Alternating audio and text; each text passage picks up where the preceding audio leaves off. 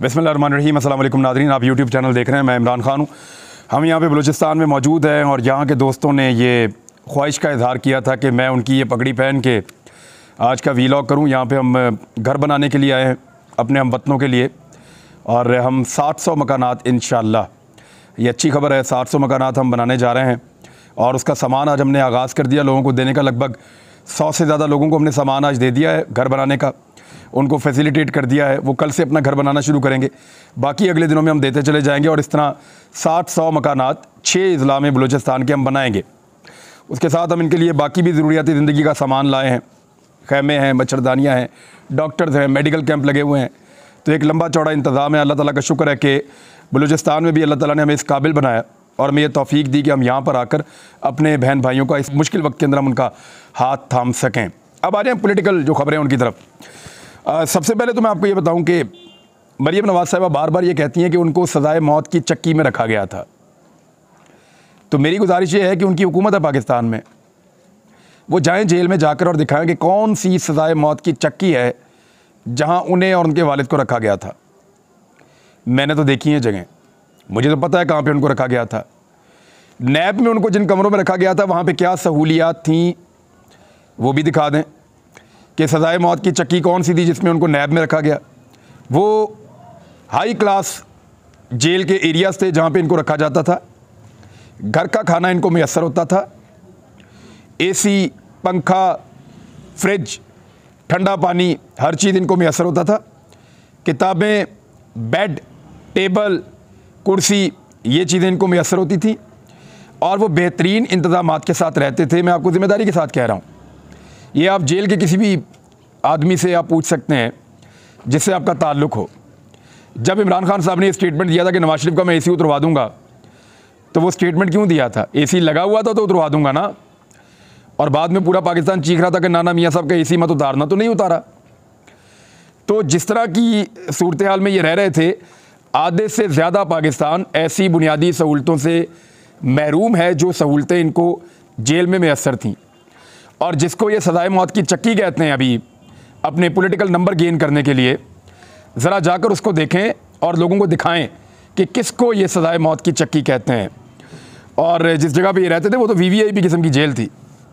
बहरहाल वो कह सकती हैं, अब कम इल्मी में वो समझती हैं कि लोग भी कम इल्म है, वो समझती हैं कि लोगों को भी कुछ पता नहीं है। जैसे वो मियाँ साहब को कुछ भी मरियम साहबा कह देती हैं और मियाँ साहब यकीन करते हैं, ऐसे उनको लगता है कि मैं लोगों को भी कुछ भी कहूँगी और वो यकीन करेंगे। मिसाल के तौर पे उन्होंने एक अजीबोगरीब बयान दे दिया मरियम नवाज़ साहिबा ने। उन्होंने कहा जी पाकिस्तान के 75 सालों में लाखों साइफ़र आए हैं। लाखों साइफ़र आए हैं यानी इसका मतलब है रोज़ाना साइफ़र आ रहे हैं बहुत सारे।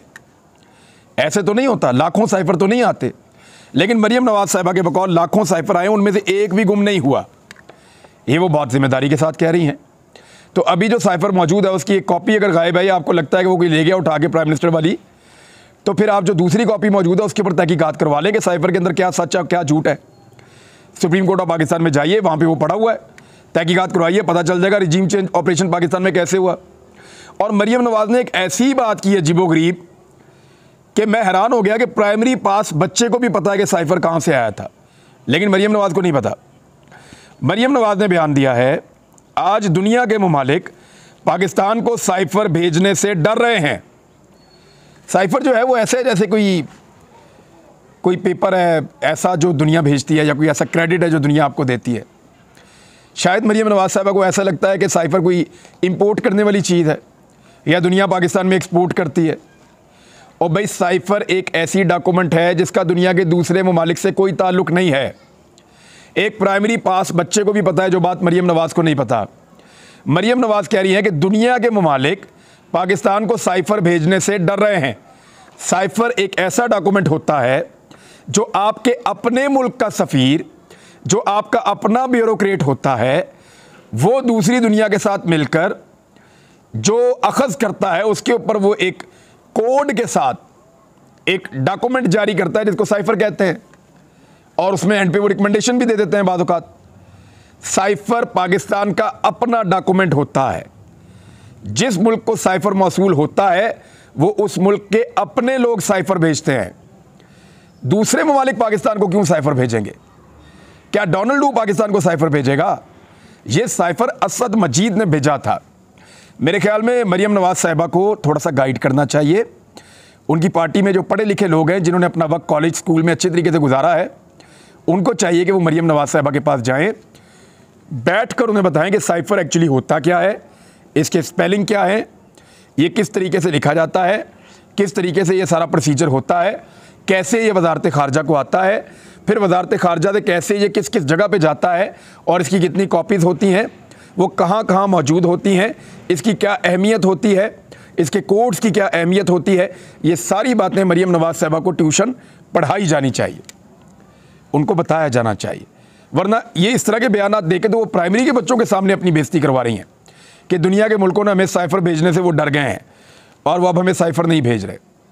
नहीं, साइफर ना हो गया डॉलर हो गए, या साइफर ना हो गया कोई ऐसी खाने वाली चीज़ हो गई कि दुनिया के मुल्क अब पाकिस्तान को नहीं भेज रहे कि ये गुम कर देते हैं, या कोई सोने के जेवर हो गए जो अब लोग नहीं हमें भेज रहे, कोई तोहफे हो गए। और ये साइफर आपके अपने मुल्क का सफ़ीर जो है वो इसके लिए रिस्पॉन्सिबल होता है, वो अपनी वजारत खारजा को भेजता है। बहरहाल मरियम नवाज साहब कुछ भी कह सकती हैं। एक और खबर है, बड़ी खबर है, चीफ जस्टिस ऑफ पाकिस्तान से मुंसलिक है। उन्होंने एक रिमार्क्स में एक बात की है। फैसल वाडा का केस वो सुन रहे थे, ताहयात नाअहली का। फैसल वाडा के केस में फैसल वाडा साहब को ये लगता है कि उनके साथ बहुत ज़्यादती हुई है और उन्हें जो ताहयात नाअहल किया गया इलेक्शन कमीशन ऑफ पाकिस्तान की जानिब से वो गलत हुआ है, क्योंकि उन्होंने खुद अपनी इन्फॉर्मेशन दी थी और उसके बाद उनको एक जवाब बनाकर 2 साल के बाद नाअहल कर दिया गया। तो इसमें फैसल वाडा साहब जो हैं उन्होंने ये दरख्वास्त दी, उसके ऊपर समाअत हो रही थी, 3 रुकनी बेंच समाअत कर रहा था, चीफ जस्टिस ऑफ पाकिस्तान इसकी सरबराही कर रहे थे। तो चीफ जस्टिस ऑफ पाकिस्तान ने कहा कि ताहयात नाअहली का आर्टिकल 62(1)(f) काला कानून है और अमली तौर पर तो इससे वैसे कोई फ़र्क नहीं पड़ता। मैं आपको बताऊँ, हर उस चीज़ को वैसे पाकिस्तान के कानून में से ख़त्म कर देना चाहिए जिसकी मौजूदगी में एस्टेब्लिशमेंट सियासतदानों को ब्लैकमेल कर सके। ये नहीं एक तलवार लटकाई जाती है सियासतदानों के ऊपर कि हम आपको नाअहल कर देंगे, आपकी पार्टी को फारिग कर देंगे, हम ये कर देंगे, वो कर देंगे, वरना आप हमारी बातें माने। तो जितने भी खौफ मौजूद हैं सियासतदानों के ऊपर, जितना डर सियासतदानों के ऊपर मुसल्लत किया जाता है, उन तमाम चीज़ों को वैसे कानून में से ख़त्म ही कर देना चाहिए ताकि सियासतदान भी खुल के काम कर सके, जैसे पाकिस्तान में ताकतवर हल्के बाकी काम करते हैं। इससे फ़र्क तो वैसे पड़ता नहीं है। नवाज शरीफ साहब नाअहल हो गए तो क्या फ़र्क पड़ा, वही अपनी पार्टी चला रहे हैं, उन्हीं की पॉलिसी चल रही है, वही सारा कुछ कर रहे हैं। इमरान खान साहब को आज नाअहल कर दें, पीटीआई को कौन चलाएगा? इमरान खान चलाएंगे। जरदारी को बिलावल को कर दें तो उनकी पार्टी कौन चलाएगा? वो दोनों बाप बेटा चलाएंगे। तो अगर फजलुर रहमान को भी करेंगे तो वो भी अपनी पार्टी चलाएंगे। तो नाअहली से कोई फ़र्क जिस मुल्क में नहीं पड़ता, वहाँ पर आप नाअहल फिर करते क्यों हैं? और सिर्फ एक दबाव डालने का एक प्रेशर है, मेरे ख्याल में इसको ख़त्म ही कर दे तो अच्छा है। चीफ जस्टिस ऑफ पाकिस्तान ये बात कर रहे हैं, लेट्स सी वो इसके बारे में आइंदा क्या कहते हैं और ये मामला किस तरफ जाता है। उधर लॉन्ग मार्च के हवाले से कुछ खबरें हैं, लेकिन पहले मैं आपको ये बता दूं कि इसहाक डार साहब जो हैं वो मिफ्ता इस्माइल साहब पे चढ़ दौड़े हैं। इससे पहले मिफ्ता इस्माइल साहब ने कुछ बातें की थी, इसहाक डार साहब के इक़दामात को उन्होंने तनकीद का निशाना बनाया था। मिफ्ता इस्माइल साहब ये समझते हैं कि उनकी पार्टी ने उनसे बड़े गलत फ़ैसले करवाए हैं और जो रिलीफ वो दे सकते थे पाकिस्तान की कौम को वो इनको नहीं देने दिया गया। जानबूझकर डॉलर को और पेट्रोल की कीमतों को गलत तरीके से इस्तेमाल किया गया उनके दौरे हुकूमत में, जब वो मौजूद थे वज़ीर ख़ज़ाना के तौर पर, और उस सारे दबाव को रिलीज़ कर दिया गया जिस वक्त इसहाक डार वज़ीर ख़ज़ाना बने पाकिस्तान के, और उनको इजाज़त दे दी गई। और ताकतवर हल्कों के साथ अच्छे ताल्लुकात होने की वजह से मिफ्ता इस्माइल साहब का एतमाद बहुत बुलंद है। तो उन्होंने इसहाक डार साहब के ख़िलाफ़ कुछ स्टेटमेंट दिए थे कि IMF के साथ जो डील है उसकी खिलाफ वर्जी कर दी है इसहाक डार साहब ने, तो अल्लाह खैर करे। इस पर इसहाक डार साहब ने अब जवाब दिया है निजी TV से बात करते हुए। उन्होंने कहा कि अब IMF को मैंने डील करना है, मिफ्ता इस्माइल ने नहीं डील करना, और मुझे डील करना आता है और 25 साल से डील कर रहा हूँ। तो डार साहब, जैसा आपने IMF को डील किया है, पाकिस्तान की दुर्गत भी बनी है और पाकिस्तान की मईशत का जो बेड़ा गर्क आपने किया है माजी में भी, और ऐसा लगता है कि अब भी आप उसी तरफ लेकर जा रहे हैं। मैंने उस दिन ग्राफ्स के साथ दिखाया था, आदाद शुमार के साथ दिखाया था कि कैसे कैसे इसहाक डार साहब के दौरे हुकूमत में ना सिर्फ मनी लॉन्ड्रिंग होती है, बल्कि इसहाक डार साहब के दौरे हुकूमत में आपकी एक्सपोर्ट्स नीचे जाती हैं और आपके मुल्क का नुकसान होता है।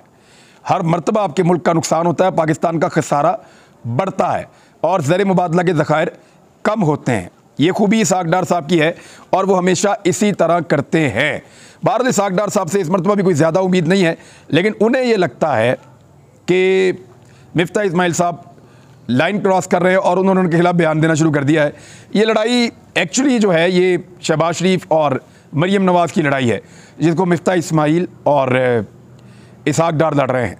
या आप इसको ये कह लें कि ये एस्टेब्लिशमेंट और शहबाज शरीफ क्योंकि एस्टेब्लिशमेंट की तरफ है, तो वो जो दूसरा ग्रुप है लंदन ग्रुप, ये उनके बीच की एक लड़ाई है जिसको मिफ्ताह इस्माइल और इसाक डार के अंदर लड़ा जा रहा है। इस पे पीटीआई ने अपना मौक़िफ़ दिया। उन्होंने कहा IMF प्रोग्राम पे जो मुतज़ाद बयानात आ रहे हैं और जो गैर जिम्मेदाराना बयानात आ रहे हैं इसाक डार के और मिफ्ताह इस्माइल के, ये IMF प्रोग्राम पर पेचीदगियाँ पैदा करेंगे। तारीख की सबसे अहम टीम इस वक्त पाकिस्तान को चला रही है, आधी काबीना के पास महकमे ही नहीं है। ये बड़ी इंटरेस्टिंग बात है। देखें, जब आप किसी को वज़ीर बनाते हैं ना, तो आप ये सोच कर बनाते हैं कि मुझे इसकी ज़रूरत है। मिसाल के तौर पे मुझे हाउसिंग में इस आदमी की ज़रूरत है, इसका बड़ा तजर्बा है, इसको वज़ीर बना रहे हैं, ये इसको बेहतर करेगा। रेलवे में एक आदमी की ज़रूरत है, इसको वज़ीर बना रहे हैं, ये इसको बेहतर करेगा।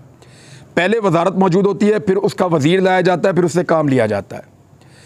हवाई जहाज़ के लिए या एविएशन के लिए हमें एक वज़ीर चाहिए जो इसको बेहतर करे। मवासलात के लिए हमें एक वज़ीर चाहिए जो उसको बेहतर करे। कम्युनिकेशन के लिए हमें एक वज़ीर चाहिए जो उसको बेहतर करे। IT के लिए हमें एक वज़ीर चाहिए जो उसको बेहतर करे। लेकिन यह उल्टा काम हो गया। वज़ीरों का लंडा बाजार लगा हुआ है। लगभग 74 वज़ीर मौजूद हैं वफाकी काबीना में, और उनमें से आधों के पास वजारतें ही नहीं हैं। ये फवाद चौधरी साहब ने दोबारा क्लेम किया। आधे वज़रा के बाद, बेशतर वज़रा के बाद वजारतें, उनको पता ही नहीं उन्होंने काम क्या करना है, सिर्फ वज़ीर बन गए, गाड़ी मिल गई, दफ्तर मिल गया, झंडा लग गया, बड़ा वाला घर मिल गया, प्रोटोकॉल मिल गए, वज़ीर की नंबर प्लेट लग गई और एक ताकत का एक इस्तारा बन गया कि मैं वज़ीर बन गया हूँ। ये क्या चल रहा है?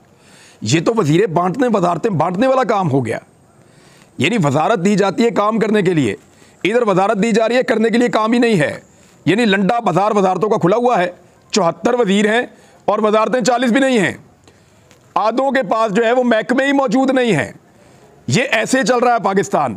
शहबाज शरीफ सबको खुश करना चाहता है और सबको खुश करने के साथ साथ टाइम गुजारना चाहता है। अब इस तरह का टाइम गुजारना है तो फिर तो कोई भी हुकूमत टाइम गुजार देगी।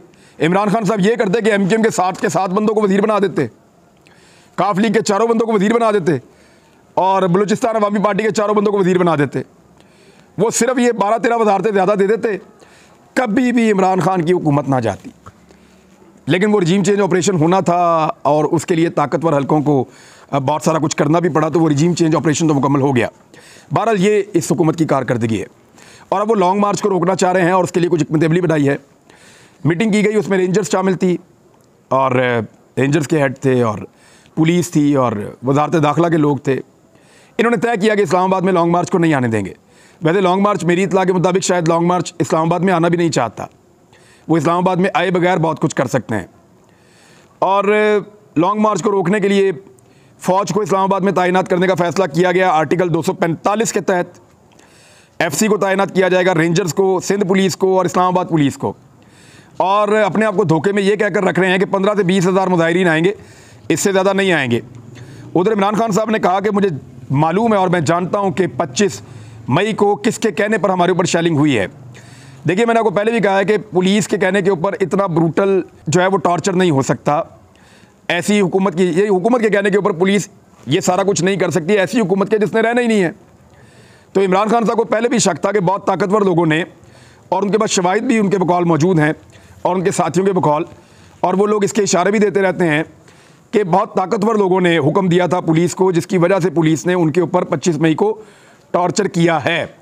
इस तशद्दुद के पीछे और इस शेलिंग के पीछे उस वक्त की हुकूमत की इतनी पसली नहीं थी कि वो ये सारा कुछ कर सकती, जितने बड़े पैमाने के ऊपर वो तशद्दुद और पुरतशद्दुद कार्रवाइयाँ, घरों में छापे और शेलिंग्स हुई थी। बहरहाल ये इमरान खान साहब का एक मौक़िफ़ है। अब देखते हैं कि वो इसके बारे में खुलकर कब बोलते हैं। बहरहाल इमरान खान साहब ने यह कहा है कि लॉन्ग मार्च आने वाला है और ये जो महीना है इसके तीसरे हफ्ते में लॉन्ग मार्च आ सकता है। इसके बारे में बहुत सारे लोग बात कर रहे हैं, जबकि इमरान खान साहब ये कह रहे हैं कि लॉन्ग मार्च की मालूमात को मैं खुफिया रखूँगा, वो इसलिए कि मेरे फ़ोन टैप हो रहे हैं और मैं इस मामले को खुफिया रखना चाहता हूँ और अचानक लॉन्ग मार्च की कॉल दूंगा और लोग फिर निकलेंगे इस्लामाबाद की जानिब। लेट्स सी वो इस सारे को कैसे हैंडल करते हैं। लेकिन इम्पोर्टेड हुकूमत को इस सब सूरत हाल में एक अजीब सा सांस चढ़ा हुआ है और उनके लिए मुश्किलात बढ़ती चली जा रही हैं। इकॉनमी उनसे संभली नहीं है, लोग उनसे नाराज़ हैं, इलेक्शन में वो जाना नहीं चाहते, केसेस ख़त्म करके भी बदनामी अपने सर पे ले रहे हैं और बड़े भोंडे बयानात देकर, यानी उनकी ज़बान की बदतमीज़ी से आपको आइडिया होना शुरू हो जाएगा थोड़े दिनों में कि वो किस जलते हुए तवे के ऊपर बैठे हुए हैं। यानी जावेद लतीफ़ का अगर आपका आज स्टेटमेंट आप देख लें जावेद चौधरी साहब के प्रोग्राम में कि हमें तो ज़बरदस्ती हुकूमत में बैठाया हुआ है, तो आपको समझ आ जाएगी। वैसे जावेद लतीफ़ भी उनमें से एक है जिसको वजारत मिल गई है, ओहदा कोई नहीं मिला, यानी वजारत ही है, उसको पोर्टफोलियो कोई नहीं है। वज़ीर तो बन गए हैं लेकिन महकमा कोई नहीं उनको दिया गया। अब तक के लिए इतने, अपना ख्याल रखिएगा, अपने इस चैनल का भी। अल्लाह हाफ़िज़।